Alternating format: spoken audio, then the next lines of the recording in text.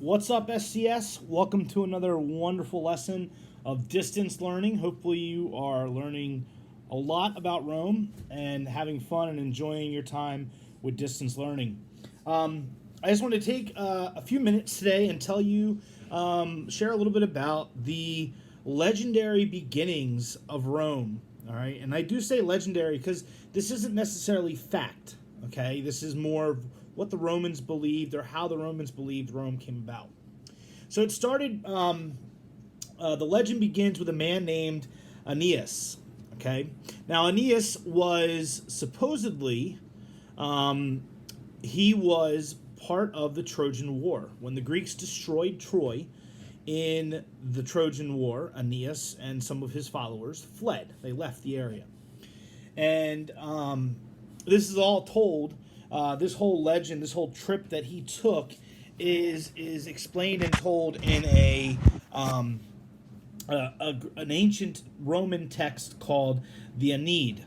Okay, and I'm thinking the Aeneid. And so he basically fled, and through this dangerous journey, he reaches modern day Italy. Okay, and it's while this epic poem was written around 20 BC, and according to the story, when he finally reached Italy, he found several groups of people that were already living there. Okay, and he created an alliance with these people, and together they became known as the Latins. Now, this is not to be confused with like Latin America, like modern day Latin America. This is where the Roman language at the time was a language called Latin. Which is the foundation of many of much of the Western language, and so he formed this alliance, and it became known as they became known as the Latins, and together they fought other people all over Italy. And after defeating all these opponents, Aeneas was married the daughter of one of these Latins, of a Latin king. He married the daughter and basically became. Him and his descendants became the permanent rulers of Italy. Okay, now there is a second part to this. So that's the very, very beginning. However, how did Rome come about? That's how Italy was kind of founded. But how did Rome come about? Well, if you're a Star Trek fan, then the names Romulus and Remus are going to make sense to you. If you've never watched Star Trek, then this is new for you. But Romulus and Remus were twins, and according to legend, when they were twin brothers. And they had kind of like a Jungle Book type upbringing. Okay, when they were, according to the story, when they were, they led exciting lives. When they were babies, they were put into a basket and placed in a river. Sounds somewhat familiar if you think about your Bible stories. And so they go down the Tiber River, and they didn't drown.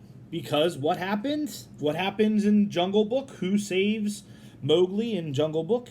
None other than a wolf. So in this case, according to the Roman legend, a wolf rescues these two babies and raises them as their own, okay, for many years. Now, eventually, a shepherd would find these boys and adopt them. And after they grew up, Romulus and Remus decided to build a city in the location where they had been rescued. And so when they were planning the city, Remus had lots of ideas, and he mocked one of his brother's ideas and basically ends up killing his brother Romulus. Okay, or actually, I'm sorry. In a fit of anger, Romulus kills Remus. So, and that, again, connects to another Bible story we know of, the Cain and Abel story.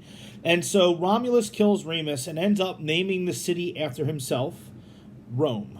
Okay, and so that's the early legend of Aeneas and then Romulus and Remus. Okay, now did they actually exist? I don't know, but that is the legend of the founding of Rome. Now, early in its history, Romulus became the very first king of Rome, and he took the throne in 753 BC. And there were many other kings that came after him. Okay, this is where we're introduced to a group of people called the Patricians. These were people that lived north of Rome. And they had been influenced heavily by the Greeks. If you think back to Alexander the Great conquering the lands that he conquered, he brought Hellenistic culture to that area, to the Mediterranean. That included Italy, so it was very heavily Greek influenced. And so the Etruscans lived in Italy before Rome was founded. And so the Etruscan kings made great contributions to Roman society. They influenced Rome just the way that the Greeks influenced the places that Alexander the Great had conquered. And they built huge temples. They actually built Rome's first sewer system. And they had lots of contributions.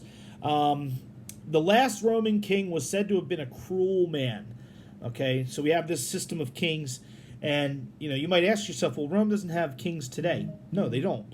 And part of that is because the last Roman king supposedly was incredibly cruel, and people basically rebelled against him. There was an uprising, and in 509 BC, according to the tradition, he was overthrown, and basically a group of noblemen, kind of like advisors to the leaders, no longer wanted kings. They created an entirely new style of government.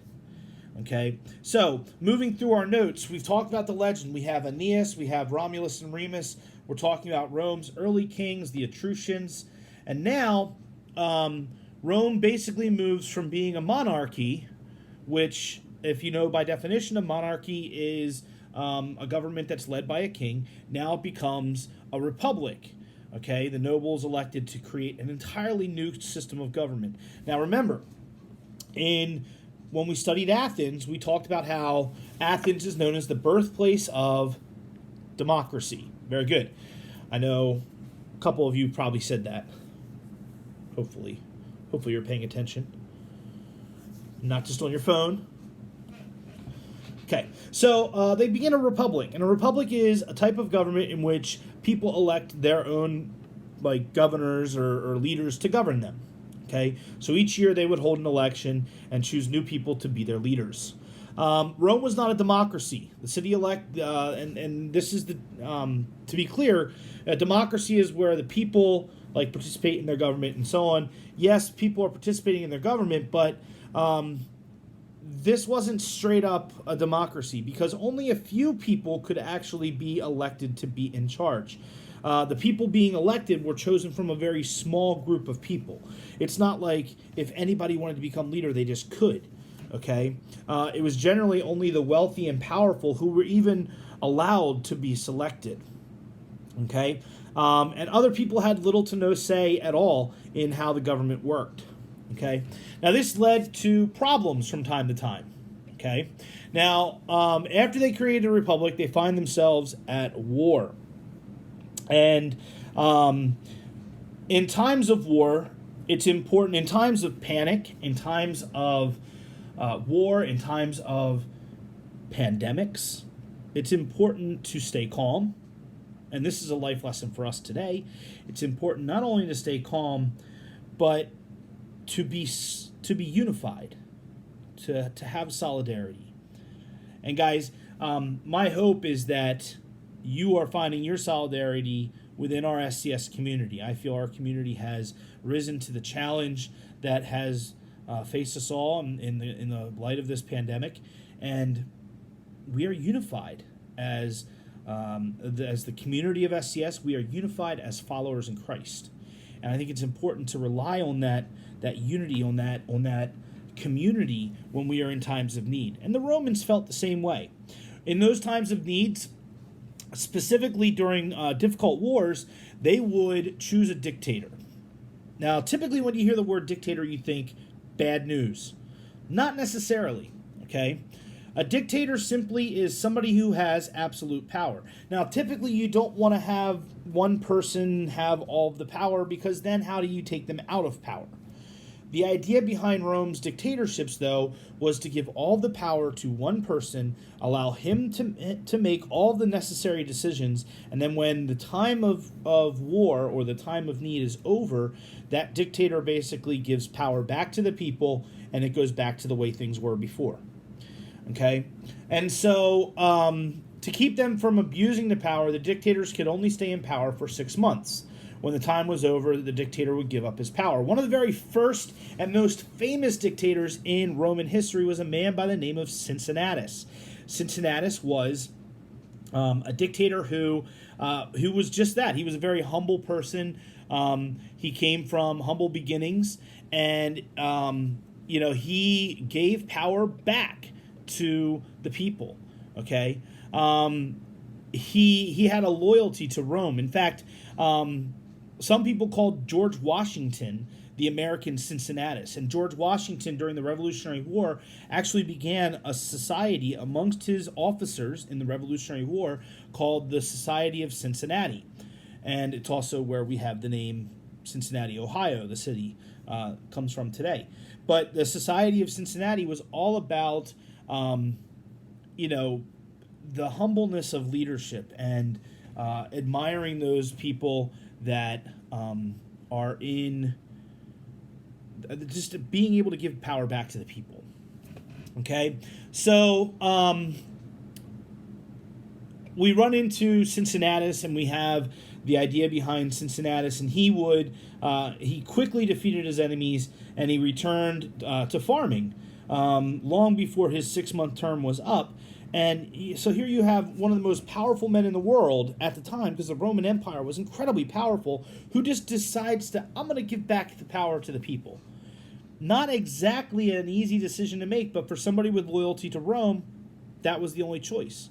And so here we have basically the most powerful man in the world at the time giving power back to the government, and he goes back to his simple life as a farmer. Pretty awesome. Now, within Rome, you also had a very distinct social status. Okay, they were known as the Plebeians and the Patricians. Okay, in the very beginning, they were very different. Okay, many of Rome's plebeians, or common people, were calling for changes in the government. They wanted more say, because originally they had zero say in how the government worked. And if you look on page 299 in your textbook, there's a great chart that explains the differences between the plebeians and patricians. I'll post a picture of that chart on our link to Google Classrooms. The patricians were known as the nobles. So if you had to pick either a plebeian or a patrician, you wanted to be a patrician. Patricians were the only ones who were allowed to participate in government. They were typically the ones who were wealthy, who were landowners, who had all the power, and so on. Eventually, however, there would be an uprising, and this would change, when the plebeians formed their own councils and so on, and things would start to even out later on in Rome's history. But in the very beginning, all of the power seemed to reside within the patrician society. So you were either a patrician or a plebeian. All right. In the military, in the Naval Academy, your first year in the Naval Academy at Annapolis, you're called a plebe. Okay. And it sucks. Not speaking from experience, but in the Naval Academy at Annapolis, if you are a plebe, that means you are a first-year student. You're a freshman. And all the other people in the school are going to make your life difficult. Forcing you to do push-ups here and there, holding you to a higher standard. They make your first year of the Annapolis Naval Academy, they make it incredibly difficult. But you're a plebe. That's expected. And once you complete your plebe year, which is by some people, from what I've heard, is one of the more difficult years at the academy, there's a sense of great pride when you complete that. But the plebeians, common people; patricians, wealthy people. Guys, hopefully this helped understand Rome and its society, its early legendary beginnings, and the kings of Rome. We'll be looking more at the idea between plebeians and patricians later on next week. And hopefully you guys are staying safe.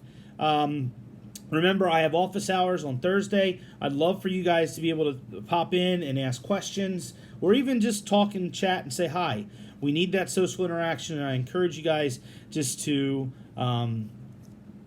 be safe and keep on keeping on, as Mr. Diggle always says. Okay? Hey, have a great week, and as always, go Eagles.